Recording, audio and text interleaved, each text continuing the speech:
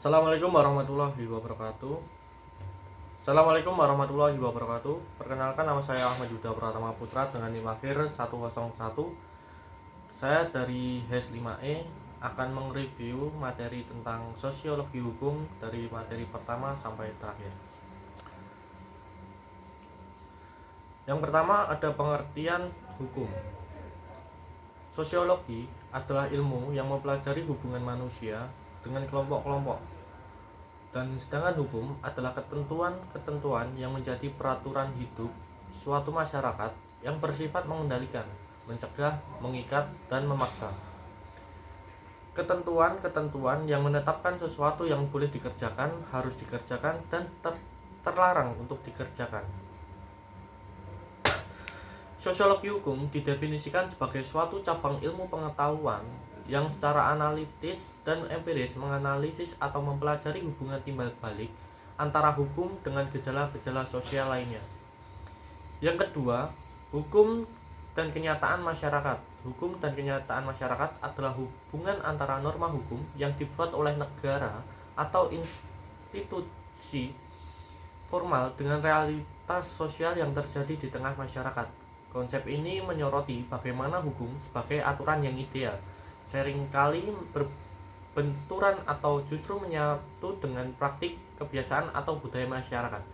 Yang ketiga, yuridis empiris dan yuridis normatif. Pendekatan yuridis empiris yaitu pendekatan yang dilakukan dengan langsung objek penelitian yang hendak diteliti guna mendapatkan data informasi yang diperoleh dari studi lapangan. Pendekatan yuridis normatif yaitu pendekatan dalam arti menelaah kaidah-kaidah atau norma-norma dan aturan-aturan yang berhubungan dengan tindak pidana kesusilaan dengan cara studi kepustakaan, library research, yaitu dengan membaca, mengutip, menyalin, dan menelaah terhadap teori-teori yang berkaitan erat dengan permasalahan studi lapangan. Yang keempat, mazhab pemikiran hukum atau positivisme. Aliran hukum positif atau positivisme hukum adalah salah satu aliran yang terdapat pada filsafat hukum. Aliran ini mempunyai suatu pandangan di mana mengharuskan pemisahan antara hukum dan moral secara tegas. Maksudnya adalah antara hukum yang berlaku dan hukum yang seharusnya.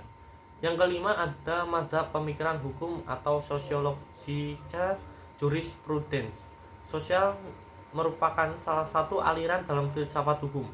Aliran ini memandang bahwa hukum yang baik haruslah hukum yang sesuai dengan hukum yang hidup di masyarakat. Aliran sosiological jurisprudence dengan tegas memisahkan antara hukum positif atau the positive law dengan hukum hidup atau the living law. Yang keenam ada mazhab pemikiran hukum atau living law dan utilitarisme. The living law adalah konsep hukum yang mengacu pada hukum yang hidup dan berkembang dalam masyarakat berdasarkan praktik sosial, kebiasaan, dan nilai-nilai yang dianut oleh masyarakat tersebut. Utilitarisme adalah suatu aliran di dalam filsafat hukum. Aliran ini sebagai suatu aliran yang meletakkan asas kemanfaatan sebagai tujuan utama hukum. Kemanfaatan di sini diartikan sebagai kebahagiaan. Manusia bertindak untuk mendapatkan kebahagiaan dan mengurangi penderitaan. Baik buruknya perbuatan manusia mendatangkan kebahagiaan atau tidak. Yang ketujuh ada pemikiran Emil Durkheim, Ibnu Khaldun. Pemikiran Durkheim yang utama adalah bagaimana masyarakat dapat mempertahankan integritas dan koherensinya pada masa modern ketika hal-hal seperti latar belakang keagamaan dan etnik bersama tidak ada lagi untuk mempelajari kehidupan sosial di kalangan masyarakat modern.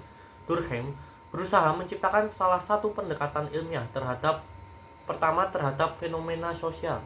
Yang kedelapan ada pemikiran hukum Max Weber, H.L.A. Hart. Max Weber memandang hukum sebagai bagian dari sistem sosial harus dipahami dalam konteks masyarakat terhadap hukum itu berlaku. Kemudian dalam bukunya The Concept of Law, Hart menguraikan bagaimana sistem hukum adalah kombinasi dari aturan primer dan sekunder yang bekerja sama untuk menciptakan struktur hukum yang lebih stabil dan terorganisasi. Yang kesembilan ada effectiveness of law. Efektivitas hukum dapat diartikan dengan kemampuan hukum untuk menciptakan atau melahirkan keadaan atau situasi seperti yang dikehendaki atau diharapkan oleh hukum. Dalam kenyataannya, hukum itu tidak hanya berfungsi sebagai social control, tetapi dapat menjalankan fungsi keperkayasaan sosial atau social engineering atau instrument of change. Efektifikasi hukum merupakan proses yang bertujuan agar supaya hukum berlaku efektif. Yang ke-10 adalah law and social control. Law and social control adalah konsep yang membahas bagaimana hukum digunakan sebagai alat untuk mengatur perilaku individu atau masyarakat dalam masyarakat. Dengan demikian, social control bertujuan mencapai keserasian antara stabilitas dengan perubahan dalam masyarakat. Social control berfungsi membentuk kaidah baru yang menggantikan kaidah lama. Dalam conclusion, diciptakan situasi seseorang terpaksa taat atau mengubah sikapnya menghasilkan kepatutan secara tidak langsung. Pada pervasion normal atau nilai yang masuk di bawah sadar, tujuan hukum adalah untuk mencapai kedamaian dengan mewujudkan kepastian dan keadilan dalam masyarakat. Yang ke-11 ada sociolegal study. Studi sosiolegal adalah pendekatan interdisipliner untuk menganalisis hukum, fenomena hukum, dan hubungan antara ini dan masyarakat luas. Pekerjaan teoritis dan empiris disertakan dalam perspektif dan metodologi diambil dari humaniora serta ilmu sosial. 12. Progressive law. Hukum progresif merupakan konsep hukum yang menekankan perubahan dan adaptasi hukum secara progresif sesuai dengan perkembangan masyarakat dan nilai-nilai zaman. Hukum progresif pada intinya bertujuan untuk mendorong bekerja hukum agar lebih berani membuat terobosan dalam menjalankan hukum di Indonesia. Selain itu, pembentuk gagasan hukum progresif ini juga dimaksudkan agar dunia hukum tidak hanya dibelenggu oleh pikiran positivistis dan legal analytical. Yang ke-13 ada legal pluralisme, berasal dari bahasa Inggris. Pluralis terdiri dari dua kata. Plural beragam, isme paham berarti beragam pemahaman atau bermacam-macam paham. Untuk itu, ini termasuk kata yang ambigu, bermakna lebih dari satu. Pengertian pluralisme hukum atau legal pluralisme kerap diartikan sebagai keragaman hukum, yaitu hadirnya lebih dari satu aturan hukum dalam sebuah lingkungan sosial. Griffith berpendapat bahwa pluralisme hukum adalah adanya lebih dari satu tatanan hukum dalam suatu arena sosial. Oleh sebab itu, setiap kehidupan masyarakat terhadap berbagai macam-macam pilihan hukum yang ingin dicapai sesuai dengan kedudukannya masing-masing. Faktor yang menyebabkan terjadinya pluralisme hukum di masyarakat yaitu perbedaan suku, agama, ras, dan budaya. Yang ke-11 ada pendekatan sosiologis dalam studi hukum Islam. Pendekatan sosiologis hukum Islam memanfaatkan analisis sosial untuk memahami hukum dalam konteks interaksi dan perilaku masyarakat.